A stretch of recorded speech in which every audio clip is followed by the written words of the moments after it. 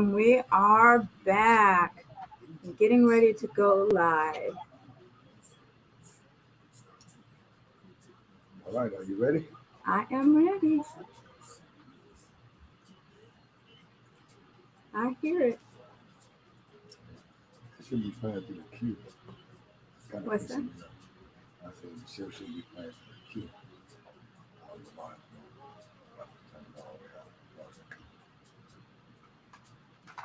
My reparations advocacy work was 5, 4, 3, 2, 1. Hey, Sacramento, how is everyone? You're listening to 97.5 FM KDEE. I am Agent Key, and we are selling Sacramento. On today's show, before we get started, I have to say that yesterday was just an awesome day. There were two very significant things that happened, and we're going to talk about them on the show today. It's an exciting time to be alive in history. Can I just say that? I actually was listening to a, what would you call it? Like a series on Spotify called The Revolution. And I know the word revolution probably makes some people cringe, but if you heard what I was hearing, there was Martin Luther King, there was Angela Davis, there was Malcolm X, Nina Simone songs, and it was a whole vibe. And I listened to that channel on Spotify all day yesterday, and it just brought back, it transported me to a moment in time that made what's happening today just feel so amazing. What's happening right now. To hear about the trauma that they endured. I didn't know the details surrounding Angela Davis's imprisonment. And if you all ever get a chance to hear that, or if you've never heard it before, when she was imprisoned and what her time was like there, the conditions in the prison, you should listen to that. And when you think about why they were targeted for what we are now doing freely today. They are targeted for what my guests today are being applauded for, that you're going to hear city council members thank them for. This is a different day and age. It shows how far we actually have come. We are not yet seeing the physical results, not the way that we would want them to. The numbers haven't changed the way we want them to, I'll say that. But the work is being done. The work is seriously being done. So before I bring my guests on, I want you all to hear what happened at the city council meeting. First thing on the agenda, I might add. First thing on the agenda on June 15th, yesterday. So hold tight. Listen to this.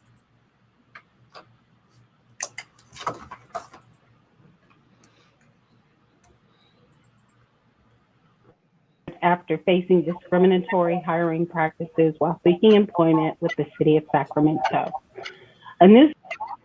My reparations advocacy work was spurred after facing discriminatory hiring practices while seeking employment with the city of Sacramento. A new city film office was adopted into charter in 2019.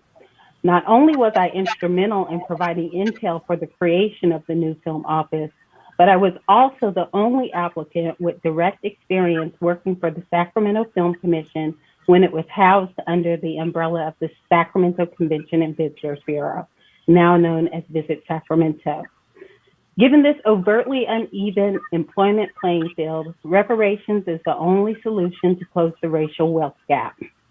It's not just because I didn't get the film office position, but it's because I was denied the opportunity to even interview despite my civic contributions to the film industry in Sacramento. The wealth gap will continue to widen if these blatant economic barriers remain in place.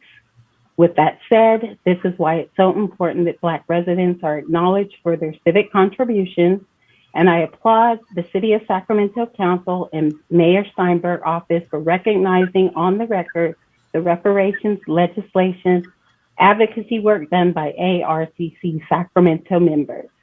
Since Sacramento is at the epicenter in this fight for reparations in California, I hope ARCC and Black American residents can count on your continued support.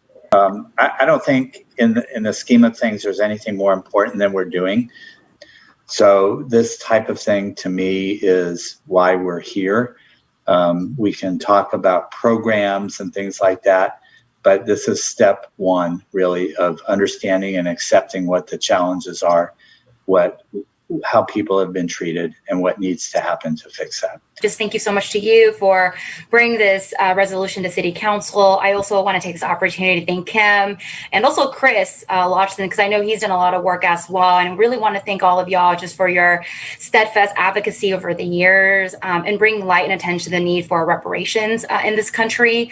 And I also just want to give a shout out to all of you, especially for your efforts in educating communities and the publics on the way slavery, Jim Crow, and current policy and historical policy, the kind of harm that has inflicted on African American descendants of U.S. slavery.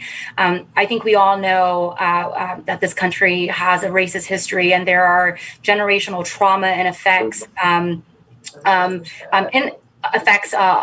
African American communities in this country, in the city. I do know that the problems we're facing, it's deep and wide, and it's not going to be fixed overnight, but moving in this direction is absolutely the right step to really begin the paradigm shift in how we begin to remedy really a system that has harmed the Black community. And I feel like I always want to start this sort of conversation with, I'm sorry it took this long for California and Sacramento and our country to really take any steps. And there's still a lot of steps to take. And in my mind, justice is an action. It's something that we continuously have to pursue really actively. And justice for African descendants, it's long overdue. And so I thank you for your perseverance in getting us to this point. I know you've all had a really active role in the state legislation as well as in your advocacy here in our community. And I believe that when we pass this resolution, this is us committing to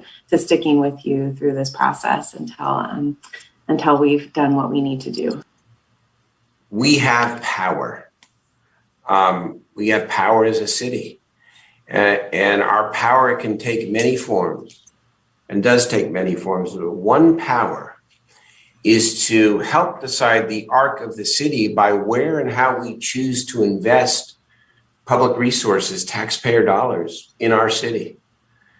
And our obligation, it seems to me, among many others, is to ensure that we are continuing to invest in our neighborhoods and our disadvantaged communities with a focus on all communities, but a special focus on our African American communities who still suffer the historical legacy of slavery. I look forward to the work ahead, not just the words, which are very important, but the actions, not just once, but over the long course of time. Not only is it important for us to learn from each other's struggles, and particularly the tragic history of slavery in this country, but also to begin to right the historic wrongs that have created a very systematic, oppression over decades, and that we use our resources to be able to combat that.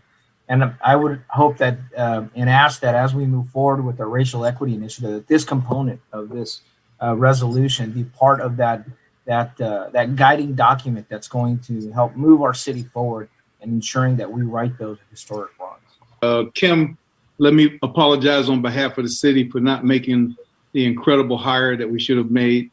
And thank you for your work in pushing this through from the state legislature side.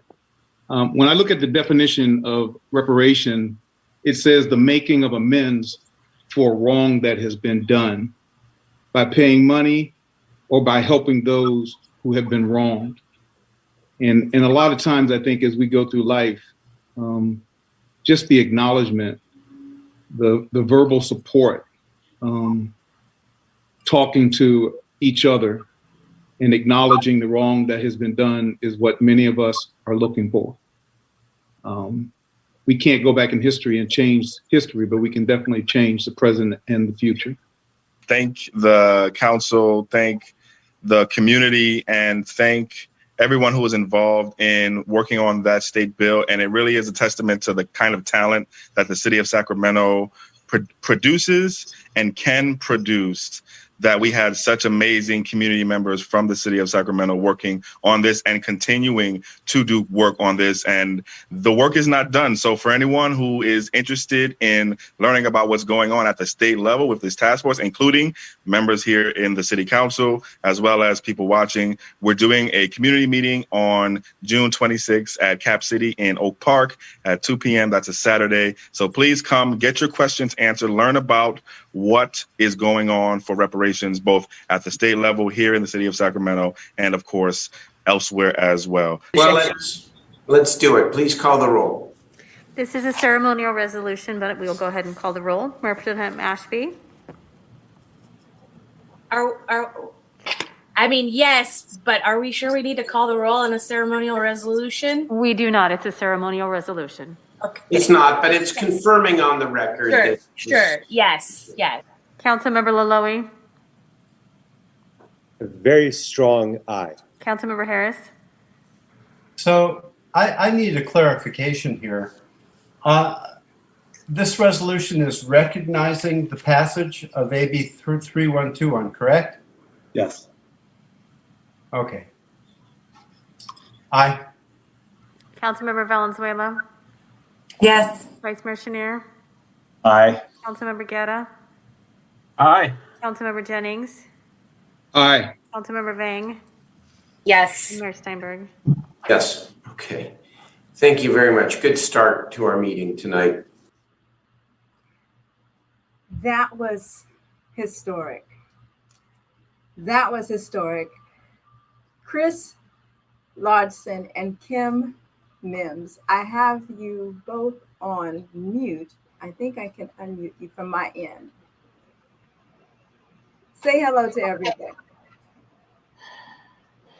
Hey everybody. Hey Sacramento. How's it going? So that was exhilarating, just to get the acknowledgement is really the first step towards repair. So I do really applaud and commend the city of Sacramento, and they really expedited the process in this case. So kudos. And to that, they acknowledged how long they acknowledged the work that you have been doing on this project. But can you tell us, because oftentimes when we see results like this, by the time things hit the newspaper, by the time it becomes big and worldwide, people have been working, you've been working and grinding on this thing for literally years. Can you talk a little bit to that? I muted you because there was a little feedback, but I'm going to unmute you now. Go right ahead. Yeah, I'm actually happy to jump in on this actually. So there is a lot of work. Key, and there's a lot of work that went into that. When we started this really back in 2019.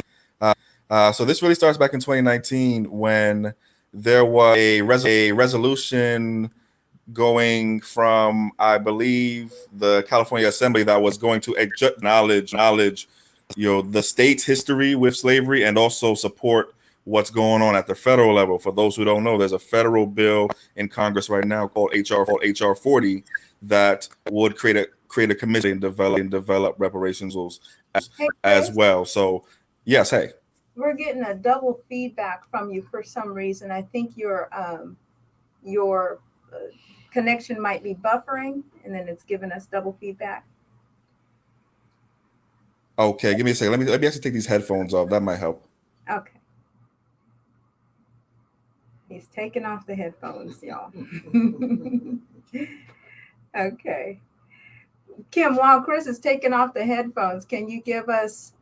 Oh, he's back. He's back. Okay. Yeah, sorry about that. How's that? Is that any better?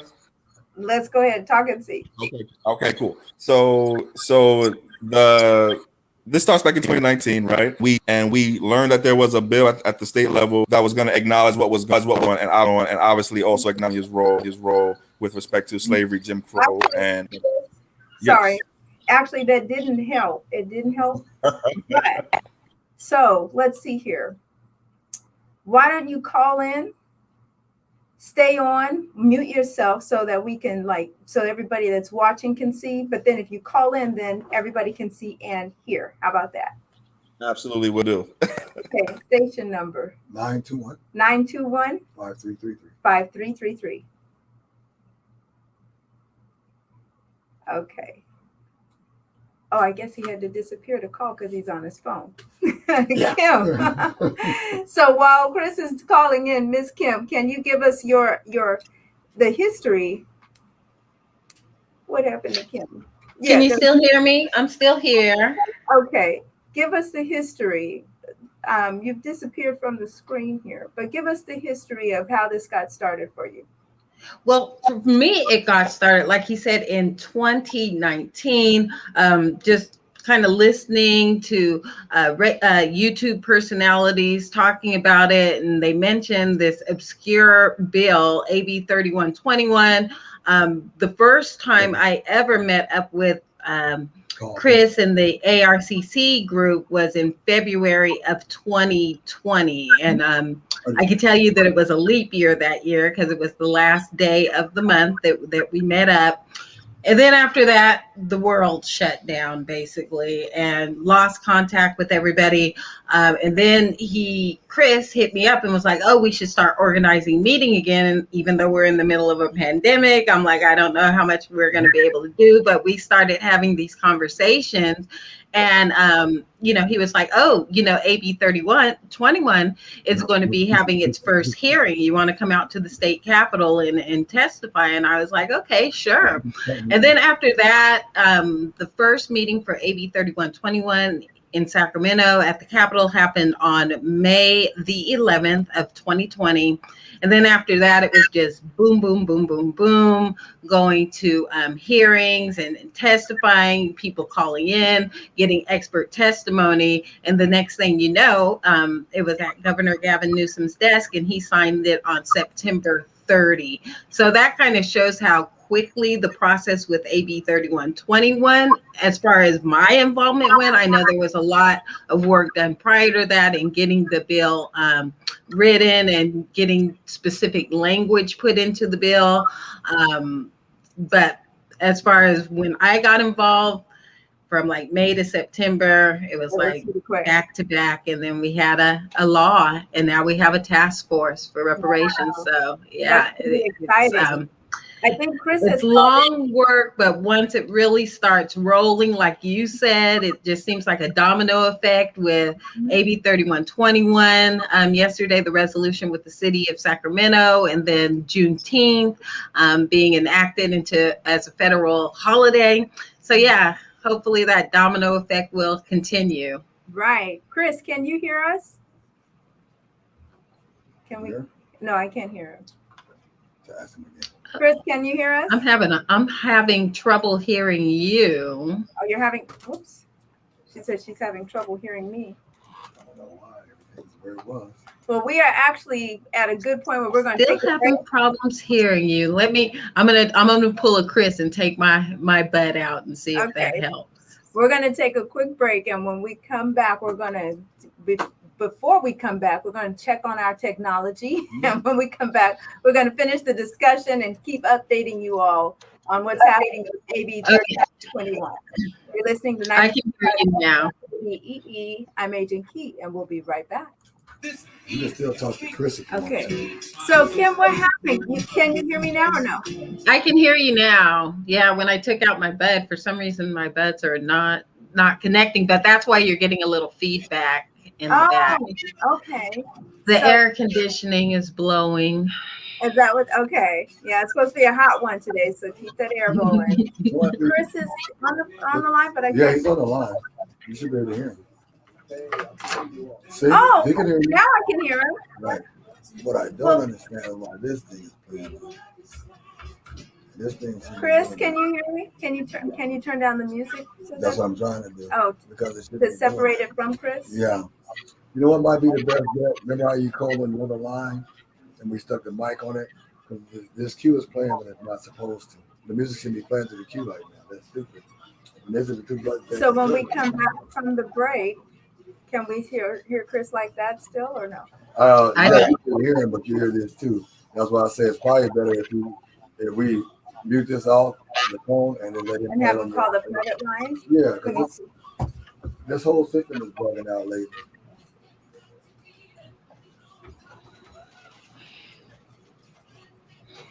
Because they shouldn't be doing that. Like right there, you shouldn't be. Chris, can you hang up and call my private line? The cell, the one that you don't say it over the air, Chris. The one that you text me to on Sunday. Okay. They can. I'd already taken them off. Okay. I didn't put it where you could hear. I didn't know. No, I know. If I can hear, people that are watching can hear. Oh, that's true. Yeah, my bad. I thought you meant live. No, it's okay. Because I don't know, man. This whole thing is bugging out. This won't work, and now this is playing through the queue, and it shouldn't. The system shouldn't play through the queue like that. Well, we're about to rig it today. We'll make it. I know we're gonna make it work. Hey, Larry Brown. Good afternoon, sir. Now it makes sense why Tristan had the queue turned all the way out. Well, wonder why he had turned that around. Here he comes. So we need to give him mic number 4. Chris? Yes. Okay, give him mic number 4. Yeah. You want to say that? Already turned him over. Oh, okay. Does that reach over here? Okay, Chris. Now, Chris, are you able to still have your video going? Or? Yeah, I'm also watching it on CJEC. Oh, you are? Oh, there you go. You pop back up. Okay. Excellent. So people will be tripping out like, hey. So when we come back, the question that I had asked you before we left the air was, how it all got started. And Kim talked about her part where she jumped on a train that was already moving. But I believe you were on even before that. So. Yes. If you can give us. I'm happy to share that story. Okay, hold on one moment. We're getting ready to go back on. Hey everyone, we're back. You're listening to 97.5 FM KDEE. I am Agent Key, and we are talking once again about reparations because California is making history. California, Sacramento in particular, is a very pivotal. It is pivotal, but it is a pivotal city in the midst of this entire process, in the midst of history in the making. Sacramento being the capital of California, which is one of the largest economies in the world, which is the forerunner of the Reparations Act as it pertains to states making it happen. We know that there is a federal law that's simultaneously making its way down the road on the federal level, but statewide, what California is doing, when California does anything, that meme where it says, oh, can you do this? And they say, wait, hold my beer. That's California. California steps back, and they always do things in a very extreme way. So we're excited that this is something that California is doing in an extreme way. And so, Chris Lodgson, you've been in this for a long time. I've seen you pounding this pavement for a while. You were doing it when people were looking at you sideways, ignoring you. How did that feel? What is that like to start there and to now be here? It's a part of the work, it's a part of the work. So like I was saying, right, this starts back in 2019, and it starts with a group of folks here in the city of Sacramento, and also folks from elsewhere in California, really, all the way down to LA and to San Diego, really starting to talk about reparations and also starting to follow what's going on about reparations, both at the federal level and also at the state level. And it's sort of one of those things where you have to believe in it before everybody else. I think a lot of us are business owners and entrepreneurs, right? And myself, I'm the owner of Sac Black Biz, so people know me from that. We business people know, like, sometimes you're the only one who believes in the idea, right? So that was not new. But what was really new was what was going on at the state level at that time. Again, back in 2019, there was a resolution going forward that was going to just acknowledge and recognize what California is doing, and also what the federal level was doing. We actually, when we saw that resolution that was moving at the state level back in 2019, when we saw it, we actually had some recommendations or some ideas for how to make it even stronger. And so we took it upon ourselves to go up and talk to people who were working on the bill, and in those conversations we had some understanding that there was going to be even more done in the year of 2020. Mm-hmm. And that even more became AB 3121, which is the California Task Force to study and develop. Did that seem so far away at the time? To just say 2020, 2021 just seems so far out there. It seemed, it seemed like far away, but we know that we had never done anything like this before. Mm-hmm. And we also know that we wanted to be ready for this. So between 2019 and when we actually saw the bill AB 3121 later in 2020, we got ready. Mm-hmm. And this is everyday regular Black folks here in Sacramento and in Oakland and elsewhere in the Bay Area. We have people in Empire and Fresno and LA and San Diego and all around, really just saying, hey, we want to be ready for what's coming. So let's start to educate ourselves, let's start to organize, and let's be ready. And we were ready when the bill actually came out, mm-hmm. and we worked on it, as it was moving on into becoming law. Kim explained a lot of that good work.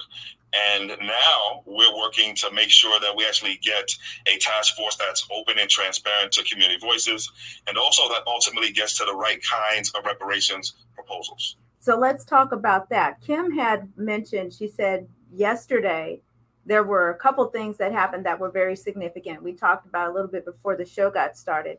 So not only were the two of you representing the American Redress Coalition of California, the Sacramento members, you were on the agenda to speak to the City of Sacramento City Council regarding expediting recognizing the historic passage of California AB 3121, which is legislation establishing a task force to study and develop reparation proposals for African American descendants of U.S. slavery.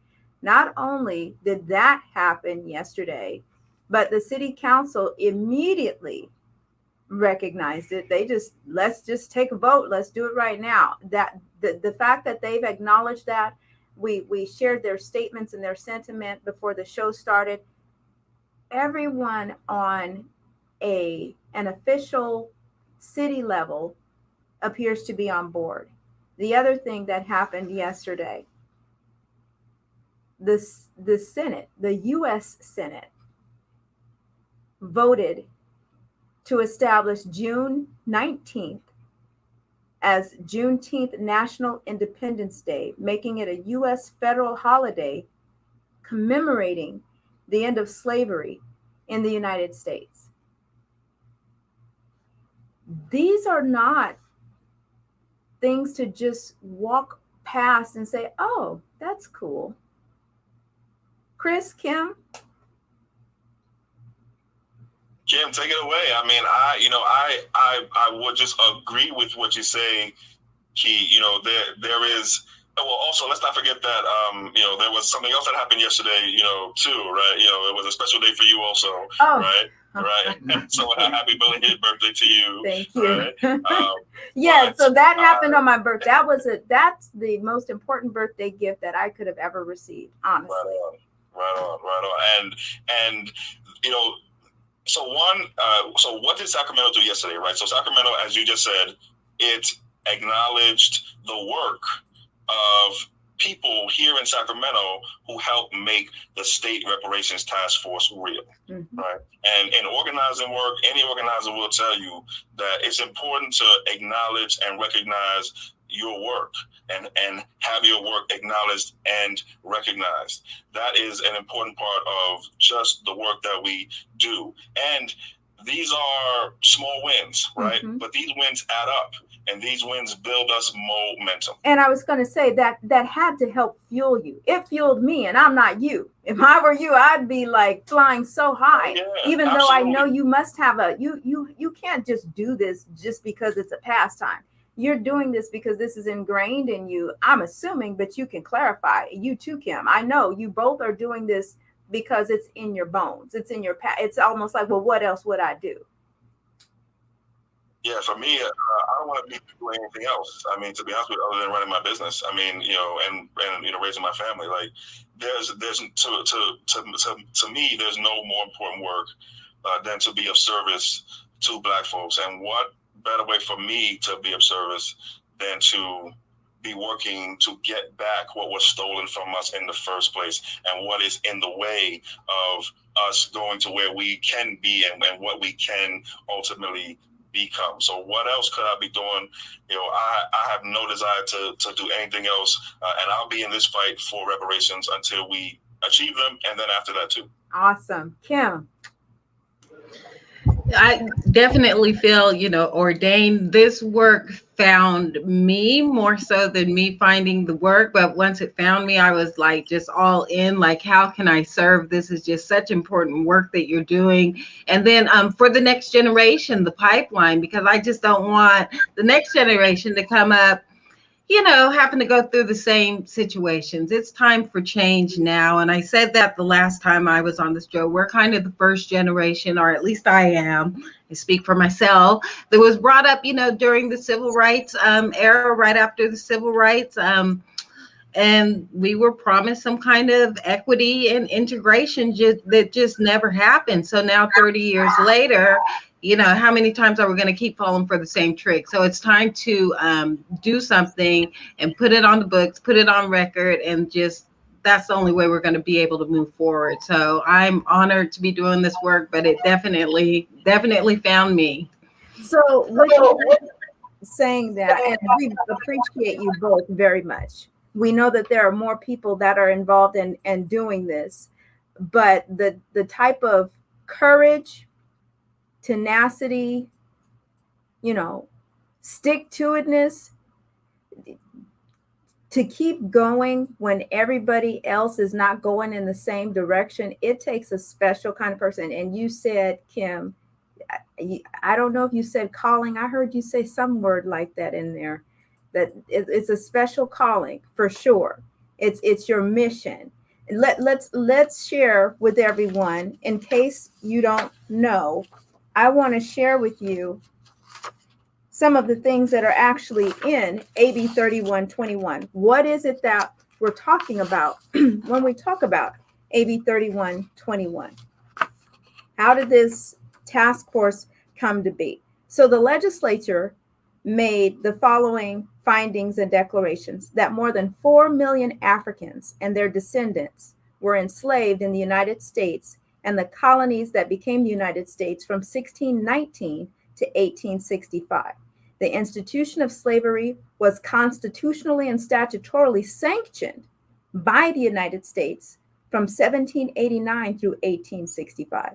Slavery that flourished in the U.S. constituted an immoral and inhumane deprivation of Africans' life, liberty, citizenship rights, and cultural heritage, and denied them the fruits of their own labor.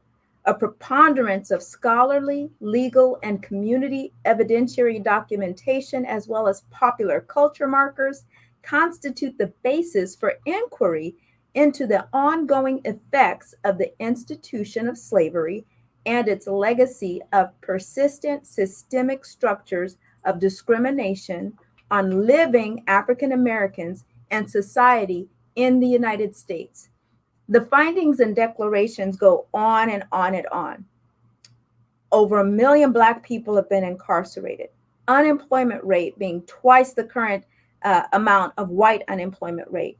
An average of less than 1/6 of the wealth of white families, a disparity that has worsened, not improved. It just goes on and on and on.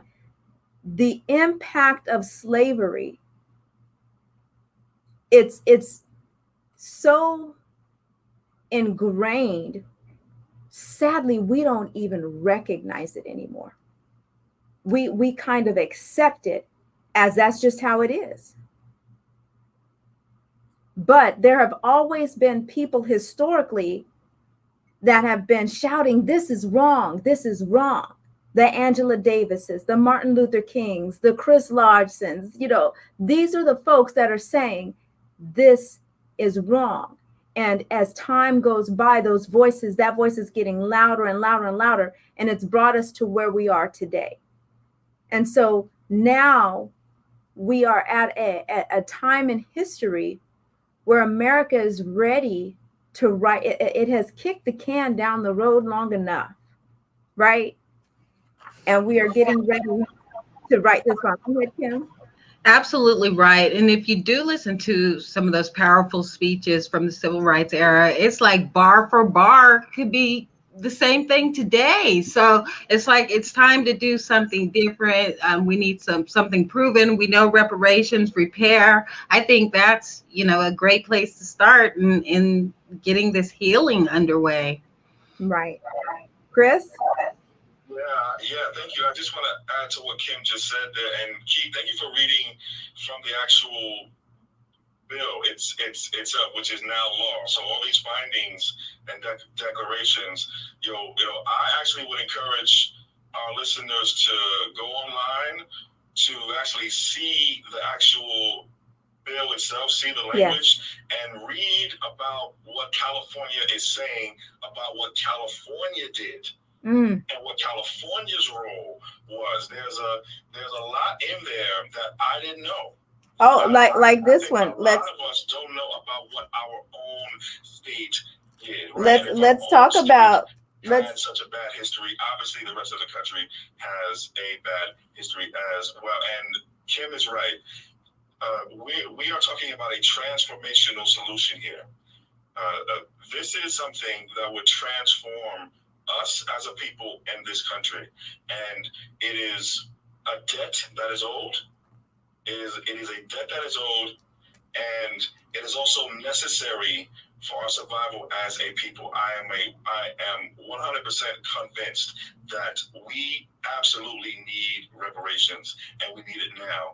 Not nice to have. Not it would be nice if we could get. We need it. Right. We need it.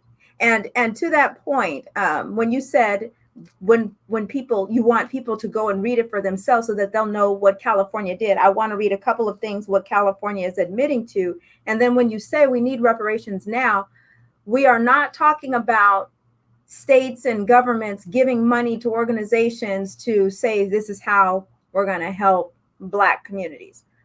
Been there, done that, got the t-shirt, numbers are still low. That ain't what we talking about. Write the check and put my name on it and make it depositable to my bank account so that I can go put it in the stock market. That's what we're talking about, right? We're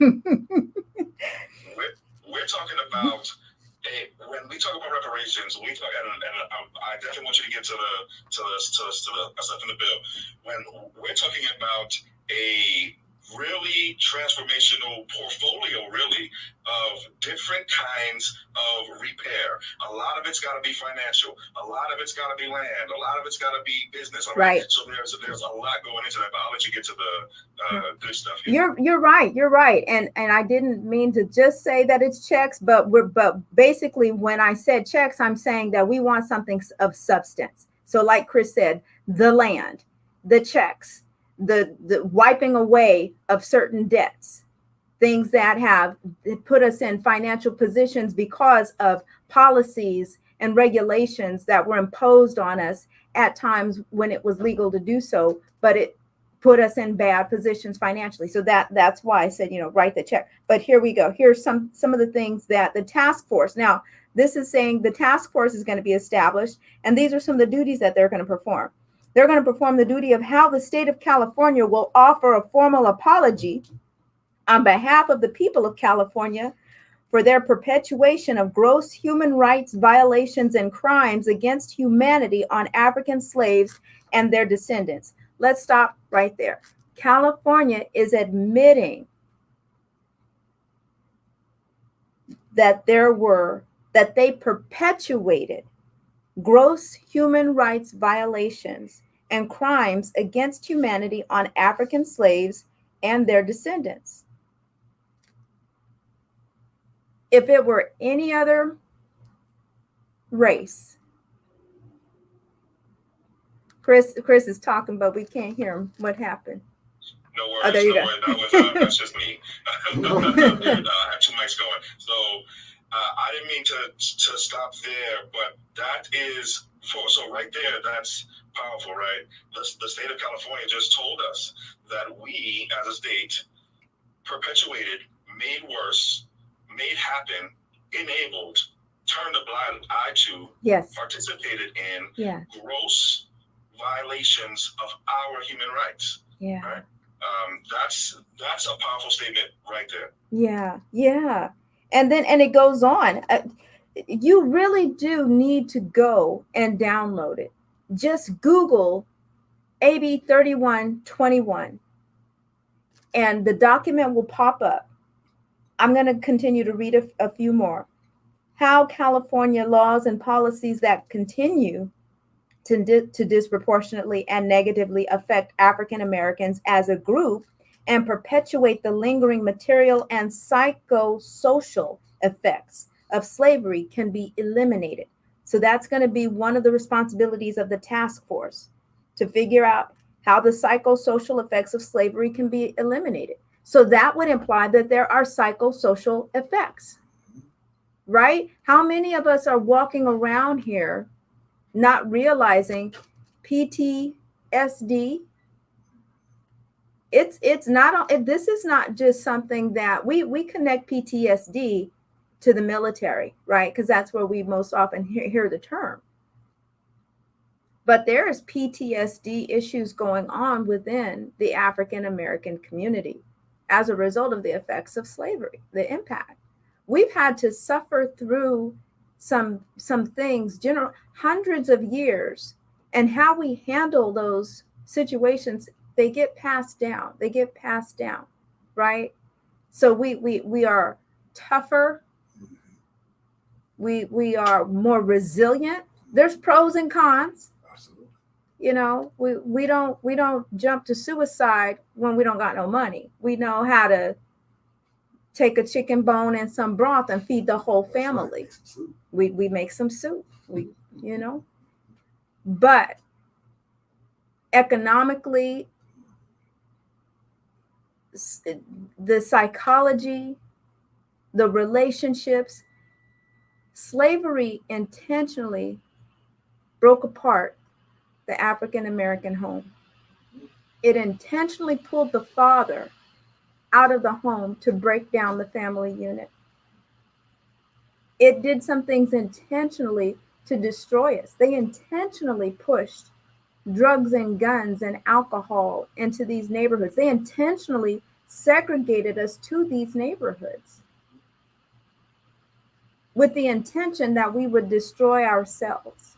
Hey, Key. Yes, sir. Can I add something to that, because it's the right point. And I feel a lot of us are familiar with Dr. Joy DeGroo's PTSD, post-traumatic slavery disorder theory and work, right? And she's done a lot of great work, and there's a lot of great work actually being done here in the state of California, I believe, down in the UCLA, the Los Angeles area, about what kind of actual physical effect on our bodies, that generational trauma has had, right?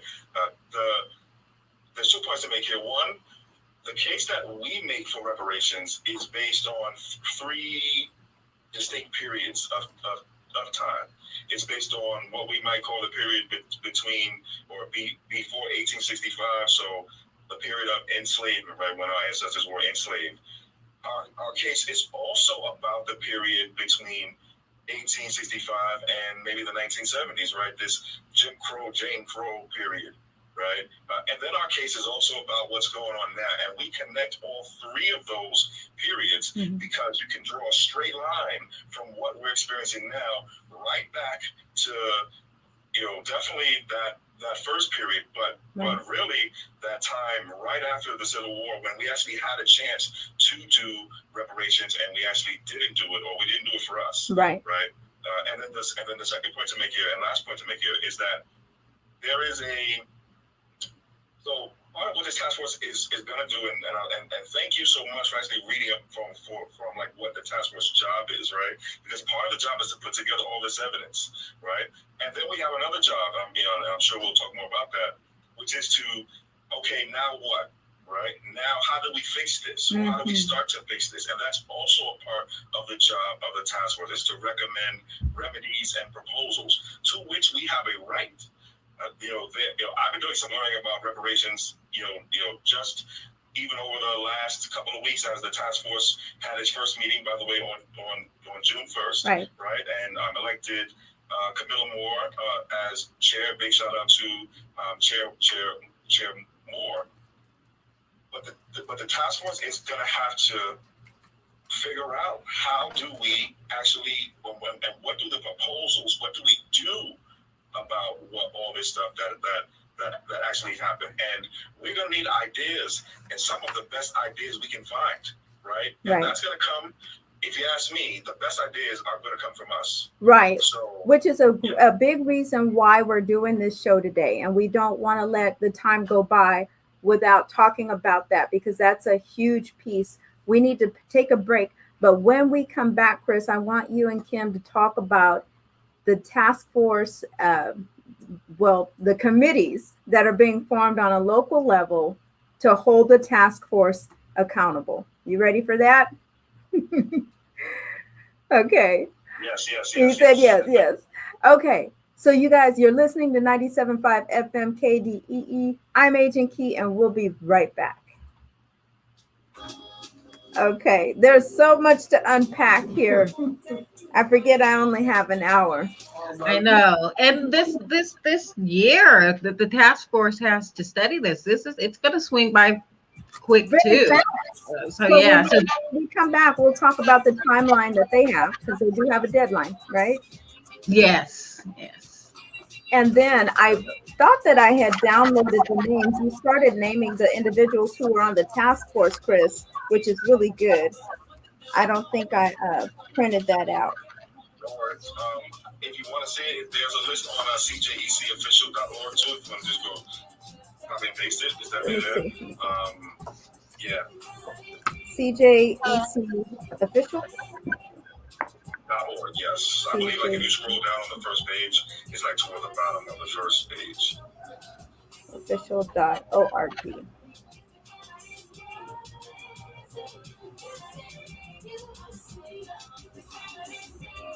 And so it's the first page and scroll down.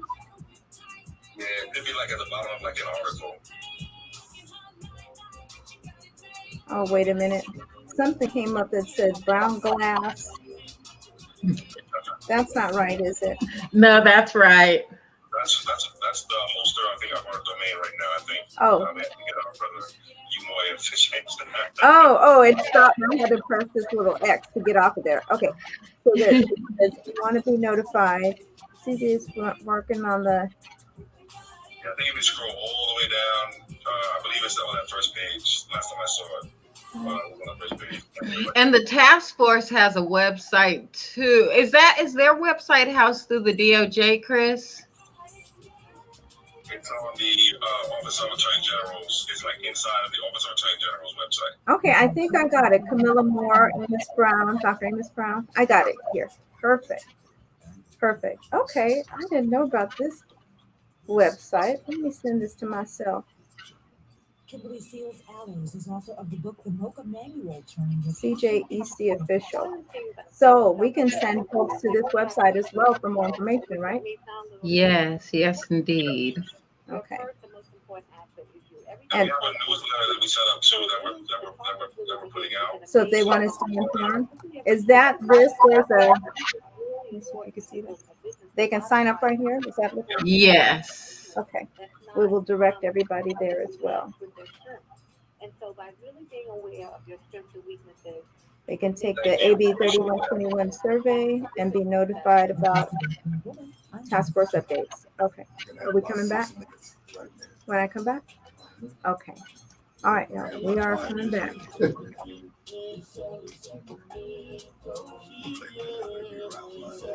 Okay. He cracking the whip today, y'all. And Key, I'm gonna put the task force website. You're listening to 97.5 FM KDEE. I am Agent Key, and we are selling Sacramento, but we are talking about a Just and Equitable California with the Coalition for a Just and Equitable California. I was just on the website. I'm here with my guests, Chris Lodgson and Kim Mims of the Coalition for a Just and Equitable California. We're talking about AB 3121. And if you go to the website CJECofficial.org, CJECofficial.org, you can get all of the information that we're talking about today. You can get information about the AB 3121 task force. You can give your input anonymously about things that you'd like AB 3121 task force to talk about or explore or look into. If you want to be notified about specific AB 3121 task force updates, you can go to this website, sign up, register, and get that information. You can also register for CJEC officials newsletter. And I'm just going down here. There's so much on this website. I'm saying, if you want to know, you need to know. If you are, I was going to say if you're African American, but it really doesn't matter. Everyone, this is about everyone. This being fair and just and equitable. It's just our turn. That's all it is, you know. But if there was injustice with any race on the planet, but very specifically here in the United States, we all need to come together as citizens and take care of that. And yes, I will type that in the comments, Ms. Shepherd. Thank you. And before we go, Chris and Kim, I want you both to talk about how is it that people can get their comments and feedback to this task force? How is that happening? As if I don't know. Yeah, as if you don't know. No, so one, I want to thank you, Key, and Kim, and really everyone who is working right now to do our next work as it relates to the California Reparations Task Force, right? And that is to first ensure that this task force is open and responsive to community voices, right? We want a good process, ultimately, right? We want a transparent process. We want a responsive process. We want the community itself to be engaged. And by engaged, we mean informed and consulted and involved and to be collaborated with, and to also be involved in the decision making as well. We want this to be a conversation, right?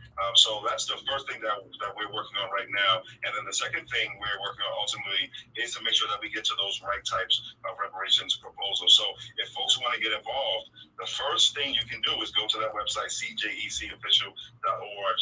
And if you're interested in actually helping us do the work of making sure that the task force is open and transparent and responsive, or gets to those types of proposals that we like, then that's where you start. If you want the task force to know what's on your mind, what your story is, why you think reparations are necessary for Black folks here in California. Make sure you first show up to the next California Reparations Task Force meeting. It's going to be in July.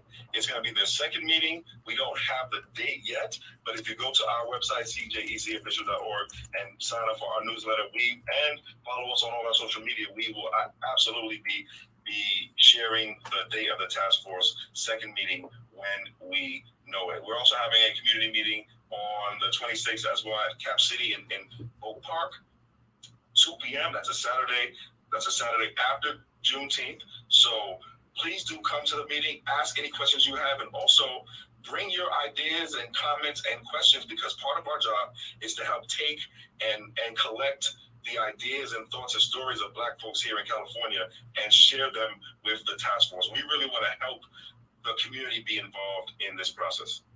Thank you so much for that. Thank you, Chris. Ms. Kim. Yes, I agree with everything that Chris said. Definitely go over to the CJEC website. But the task force also has an official website that you can go to. I dropped the link in your private chat here, Keith. Yeah, if you can get that to your audience, that's the official link. They can also sign up for the newsletter there. Currently, the first meeting was done on a platform called Blue Dreams. I don't know if that's widely known to everybody, but ETM Media Group on YouTube also streams those live meetings. So we want to make it as transparent as possible, put it out on as many platforms as possible. So swing on over to ETM Media Group on YouTube. Also, we've done breakdowns on the AB 3121 bill. So if you're interested in seeing somebody go through, read it line by line and kind of explain what it means, you can find that information ETM Media Group on YouTube as well. Awesome. And I just typed that in the chat also. Let's see here. ETM Media Group, got it. So both of you, it's just, I appreciate, enjoy, honor, admire, and am on board with all that you are doing. Whatever it is that you need me to do, whatever it is that I have to help you do it, it's yours. May God continue to richly bless you both and bless your journey and move all obstacles out of your way, and that this will come to pass expeditiously. Thank you both again. Everyone. I don't know if there's time to jump in really quick. We were going to talk about the timeline now. Chris, I believe they have until June of next year to get those proposals in. So that's going to go really, really quickly. Like I was explaining to you, from hearing to now, it's only been a year since the first hearing. So this is going to move really quickly. So I encourage everyone to get involved. Thank you for that. So the task force has to deliberate by 2023. Yeah, so the task force has actually 2 years to do its work. So they have a total of 2 years from the date of the first meeting. So that is technically June 1st, 2023. And we don't really know what the schedule is going to be like yet. We don't know what the format's going to be like yet. We don't know what's going to be discussed at the meeting yet. That's going to be decided in July at the July meeting. So if you have ideas for what they should be talking about, right, how often should they meet, where should they meet, right, when should they meet, how, right? Drop you a line. Right? So that's what this is all about. That's why this is so important, is because we can help shape this narrative. We can help shape this conversation. We can help shape the outcome. This is better than your vote, ladies and gentlemen. You got an opportunity to participate real time, live time, right now, no excuses. So you are listening to 97.5 FM KDEE. I'm getting the vibe, not the side eye. He's not even giving me eye contact. I just know it's time to wrap it up, y'all. And you know, if you are doing what you were created to do, I will see you at the top. Bye-bye. Thank you both so much. I'm going to end the broadcast. So sit tight real quick. Let's see.